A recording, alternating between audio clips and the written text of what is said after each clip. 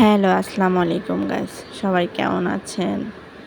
তো কে কোথা থেকে আমার ভিডিওটি দেখছেন? আজকে অনেক দিন পর আরেকটা ব্লগ নিয়ে চলে আসলাম। তো রান্না করতেছিলাম। আজকে আমার বার্থডে ছিল। এইজন্য হালকা কিছু রান্না করেছি। তো দেখতে থাকুন। আমার বান্ধবী চলে এসেছে। আমার রান্না প্রায় শেষ। তো আমার ভিডিও নিচ্ছিল।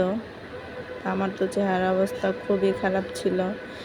যে পরিমাণে গরম, বাইরে কয়দিন বৃষ্টি হওয়ার পর খুবই অবস্থা খারাপ। আর আজকে তো যে গরম পড়ছে বলার ভার। এই তো আমি মুরগির মাংস রান্না করেছিলাম। ইয়ামি মুরগির মাংস আপনাদের কার কার ভালো লাগে, আলু দিয়ে হালকা ঝোল করে। তারপরে রান্না করেছিলাম পোলাও, মুরগির মাংস। পোলাওটা খুবই সুন্দর ছিল। পোলাওর চালটা খুবই প্রাণ। রান্না করার পর সেই রকম ঘ্রাণ আসছে।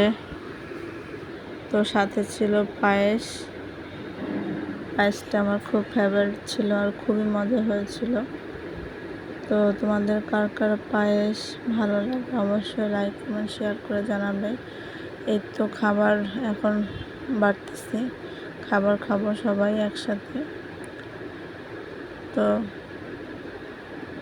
আমার তো সবারই এরকম একজন বন্ধু থাকা দরকার, যে সবসময় তার বিপদ আপদে সুখে দুঃখে সবসময় পাশে থাকে। আলহামদুলিল্লাহ আমি একটা এরকম বান্ধবী পেয়েছি। এই তো খাবার পোলাও মাংসের সাথে সালাদ না হলে কি হয় বলো?